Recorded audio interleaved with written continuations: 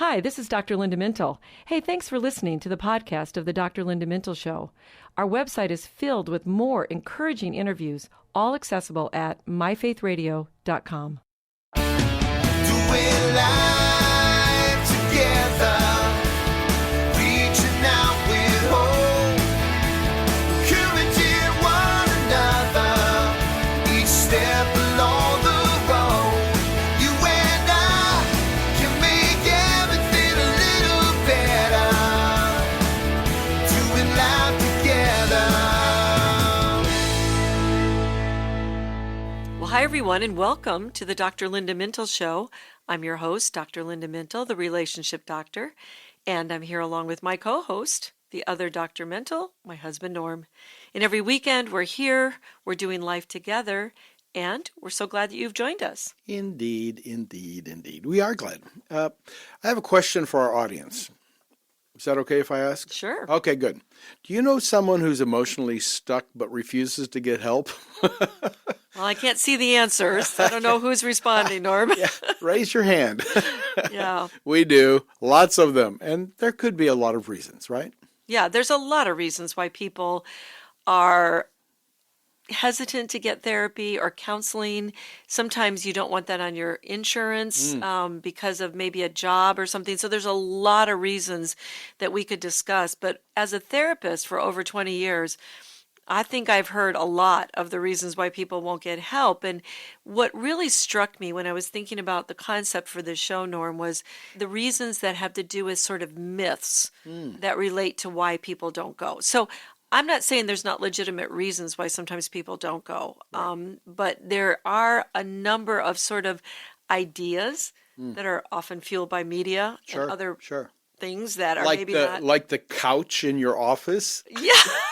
Yes, I do have a couch. We'll talk about that in just a moment. I do have one of those, but I really want to get at some of those myths so that we can help people get the help that they really need. Good. Let's do that. You may find yourself actually believing some of these myths. So hopefully we can help you reconsider and get help if you need it. Let's begin with the most common myth, I think. If I go to therapy, it must mean I'm crazy. I know I had to deal with this with my own family because they thought that that was the case. And, you know, the people that have come to therapy with me for over the years are just everyday, high-functioning people, people that are not functioning well. It just runs the spectrum of everybody. Sometimes people just have a situation and they want to talk it through with someone. Sometimes it's a very serious problem. Sometimes there's been some tragedy or trauma that's happened. There are many, many reasons, but it's not because you're crazy, right? And so part of the problem is that therapy isn't quite as stigmatized as it used to be. But I think that stigma about going to therapy still exists. Don't you? Well, I do. I think it's a stereotype. I think there's another one that the people who go to therapy just can't manage their own life and they're very weak. The irony is going to therapy means you are strengthening your life and your resilience and improving yourself. You're taking action to make things better. It's really just the opposite, right? Yeah, so I do think that stigma around mental illness or just even going in for counseling is still there. And because of that, people feel shame or they feel some reluctance that they even have a problem. Like, I shouldn't be having problems because look at all the people who aren't going. Right. But it really isn't about that. And as I mentioned before, I don't think media has helped us because how many movies have we watched or television shows when I go, oh my gosh, that would absolutely never happen. Sure.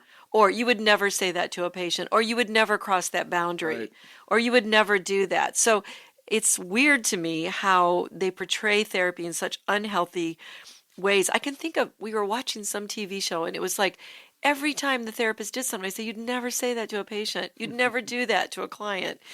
And the other thing is, one of the hesitancies, I think, it costs money to get help. And although there are sliding scale programs, I want people to know that. So there are lower cost options. So if you're thinking, I can't do it because I don't have insurance or I don't have the money to go, look for a program. Usually those are community mental health places that have sliding scale, very low fee for service. But even finding access to those is really a problem in our culture.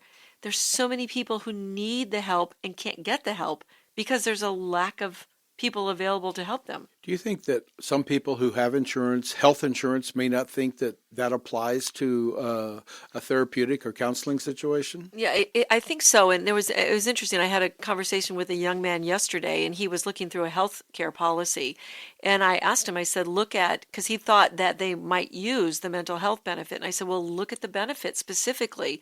And actually, the policy had a pretty good one. Good. And it paid for partial, it doesn't pay for all of that. But if it's money, you just might have to do some research and find out. And again, community services boards do have long waiting lists, but if you can get in and get started, there's a lot of programs now. Medicaid, which is the program that is for people that have lower incomes, that has really expanded its reach in most of the states. And so you may be eligible when you weren't before. That's great. I think also sometimes there are cultural or ethnic issues, aren't there, for some people? I mean, some cultural beliefs that therapy means you're weak or brings shame to your family, those things still exist. Mental health issues are not discussed in some families at all.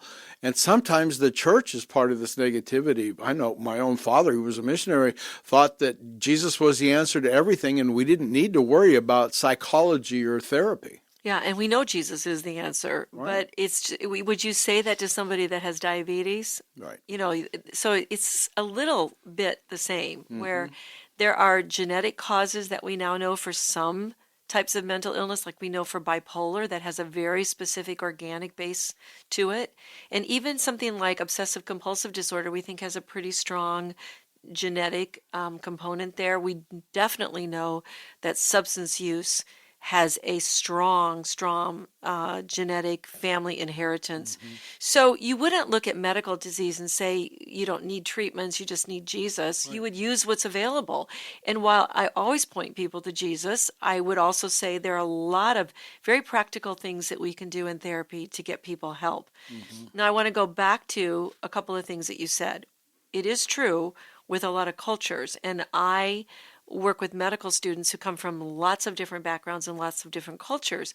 And when we get into mental health, when we get into psychiatry, a lot of them will say, well, in my culture, you're not supposed to talk about that, or you don't bring up those problems, or you would never go to a therapist because it would bring shame on the family. So you have to think about those cultural issues. But I would say, figure out a way to work with those, but don't let that stop you from getting help, because we also know that if you don't get the help, in some of those cases, it can lead to suicide or some very serious issues that are going on.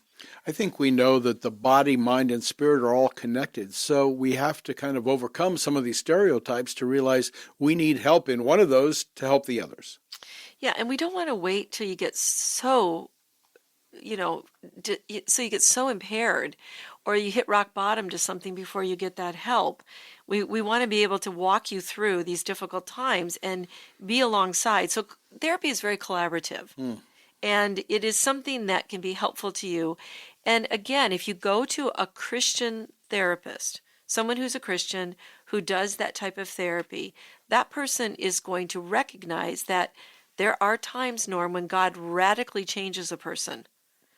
It doesn't always happen, especially with substance use. We have seen times when people have just radically lost the craving, radically lost their... Miraculously. Yeah, but that isn't always the case. Right. So we need that help, and we can use prayer. We can, point people to Scripture. We can tell them the Holy Spirit is in there working with them. So it's not incompatible to your biblical worldview to get this type of help. Let's look at another myth I've heard. I'm doomed because my family is so dysfunctional. Yeah, well, show me one that isn't, and we'll probably all move to that neighborhood, right? And when we move, there's no guarantee that that family won't become dysfunctional. Right, exactly. But you would agree, right? There is a lot of dysfunction in families. I mean, that is a lot of times what brings people into a therapy session with me, and that sometimes is the root of that, because we learn from our families. We learn the patterns that they teach us when we're growing up, and some of those patterns are great, and some of them are not so great. And sometimes people don't recognize those dysfunctional patterns, and what you can do in therapy is that you can actually get to those patterns and decide what you want to change. But when you talk about your family in therapy, you're not really blaming them, right? No, no. So blaming them isn't going to do anybody any good, but they do contribute. They teach you how to cope. Families teach you how to deal with your emotions. They teach you a lot of different things. So again, the emphasis that I have on there is that you can't change your family, but you can change your response to them. And you can look at that family and you can say, okay, I see that pattern. I don't want to repeat that pattern. I'm going to work to change it. I can change my reaction to it. A lot of times we talk to young couples or other friends, and they're not even aware that families have patterns. Right. I mean, I guess for us it's everyday occurrence because you've been studying it our entire marriage. And we had to do it for my Right, degrees. Yeah.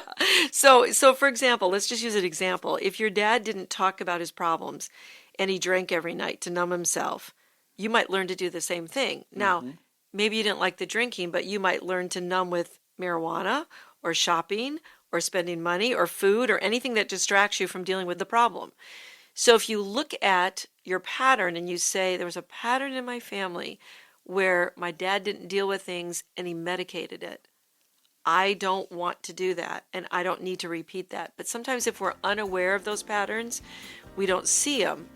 And we have to understand that it takes time and it takes intention to change those patterns. That's good. So we're going to take a break, and when we come back, we'll look at some more myths that keep people out of getting help from a therapist. More on the Dr. Linda Mintle Show right after this.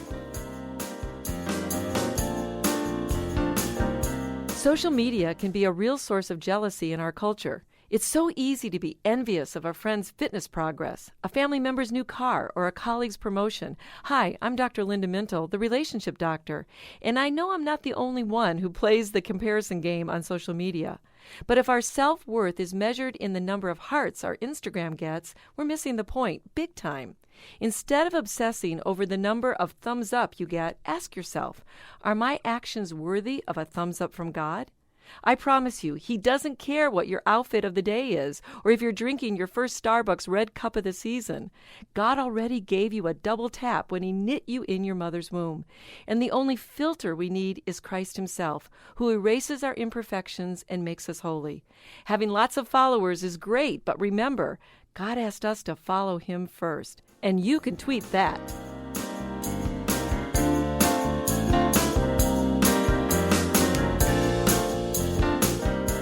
Welcome back. You're listening to the Dr. Linda Mintle Show. Our topic today is reasons why we stay emotionally stuck. For more help on this very topic and other relationship issues, you can follow Dr. Linda on her social media outlets at Dr. Linda Mintle on X and Instagram, Dr. Linda Mintle, author and speaker on Facebook. Her website is drlindamintle.com. That has blogs and links to her many books she's written, especially the one that relates to our topic today, Getting Unstuck. So back to the issue of myths, there seem to be a lot of opportunities for us to avoid our problems and cope in very unhealthy ways, aren't there? Don't you think that's America? I think it seems pretty like much it. giving us a menu of ways to cope except for the good ways. And so I get frustrated, again, when I watch media, movies and TV stories, and I think, that's not a healthy way to cope with things. Right. But we don't see a lot of good coping models. And, committing to change, Norm, it involves really believing that that change is important and then finding ways to do it. And that means you have to have some confidence that you can overcome the obstacles that are involved in change and tolerate some level of discomfort in that process. So when I teach students, medical students, what do you look for when a patient wants to change? We look for two things. Is the change important? And are they confident that they can overcome the obstacles with a plan? Well, you're helping them with a plan. And so the therapist is just coming alongside of you and saying, okay, these are the things that get in the way of when you're trying to change. And we're going to work through those, talk about different ways to handle those and overcome those obstacles. And anytime we make a change, it feels a little uncomfortable. Sure. Whenever you change a job, Right. whenever you change a neighborhood, whatever it is, there's this little bit of discomfort that you have to tolerate with change. And one of the reasons that people stay in the same unhealthy patterns is because it just feels familiar. Doesn't mean they love it. Right. Doesn't mean this is how they want to be, but it's very familiar. Right. So basically, therapy and counseling may not be easy, but if you're trying to improve yourself, the results could be wonderful. Yeah, and you have to go into the process, and I tell people that this is going to feel uncomfortable. It's going to be hard work because you're changing a pattern that has probably been there since childhood. Probably. It's going to take some time. Right. Yeah. All right, let's get back to the myths about getting help. Here's one that we've seen in movies. We've been blasting the media portrayals of your profession. They deserve it. Here's another one, and I alluded to this at the beginning of our program about the couch. Yeah. But tied to that is getting in touch with my inner child. By lying down on the couch. Right. Yeah. So, I've had couches in my therapy offices. You've seen them. I mean, we took one in to one of my offices, but, I typically don't have people lie down on them. I typically... Do they ask if they're supposed to? Well, no, because I don't do an analysis. So that type of approach is always portrayed in the movies. You see that when people are doing that, it's that they have a psychoanalysis. They're doing psychoanalysis, and it's a type of therapy. It's not the most common of what you're going to find. There's people that are trained in that. It's where you freely associate. It's a very Freudian type of thing. I don't do that kind of therapy. Okay. So my couch is there. We do look at, though, what has happened to people in the past that's impacting their current. So we do that. But I don't have, I have a couch. We sit on it. No. Basically. Your offices have always been warm and friendly, welcoming. Yeah, because I want to put people at ease and build a trust and a relationship with them. That's really important when you're asking people to be vulnerable and work on their inner selves. It's all about confidentiality and trust. So tell me more about confidentiality. Aren't there some regulations that protect people? Yeah, most people have heard of HIPAA. When we say HIPAA, that stands for the Health Insurance Portability and Accountability Act. That was put into place in 1996. That's called HIPAA. You see that whenever you go to a doctor's office. Same is true when you go to counseling. They're going to have you sign one of those forms. And it is a federal law that requires the creation of national standards to protect patient health information. And that means it can't be disclosed without your consent or your knowledge. That means that a therapist, a doctor, can't talk about what they hear in therapy without your consent. Okay. So HIPAA can be legally broken, though, in certain situations. I want to make that really clear. Okay. It's really emergency situations, like when someone is suicidal, or when someone is homicidal, or when someone is what we call psychotic, which means they're not in reality. And depending on which state you live in, it can also be for abuse and certain types of domestic violence. So basically when someone is in imminent danger. But otherwise it's all confidential. Yes, that's right. It's no one's business but your own, and your information is not shared, would never be shared without your consent. Okay. Let's go back to another myth. I do think part of the stigma about seeing a therapist is the idea that we're all victims and we all overreact to things. Yeah, I know. It's kind of like it almost seems like it's an all or nothing response. Either people don't want to go because, just get over it. Right. Or people are going for every little thing that maybe common sense and some good community support could help, right? Mm-hmm. But I do think there is a real push in our culture to be seen as a victim. So that's part of the problem, is that there are times when you just need to do the right thing and not play that role. But that is not what's at the basis of going to a counselor. Right. That's just common sense, everyday problems that a lot of people want to cry victim, victim, victim, woe is me, right? Yeah, and so I sometimes I'll say this when I'm giving talks to other therapists that are coming from a Christian perspective, when there's a lot of blame that's constantly going around and people are saying it was this person's fault, it was that person's fault. I kind of use this where I say, well, on the day of judgment, I can't imagine that God's going to allow us to parade a long line of people or circumstances that prevented us from taking responsibility. So I don't think he's going to say, oh, I knew your mother, pass. Yeah. Or, yeah, you had a rotten husband. Okay, you're in. You're ultimately going to have to be responsible for your reactions to these probably very difficult people in your life and how you walked out your faith. So, you need to resolve trauma that's happened to you.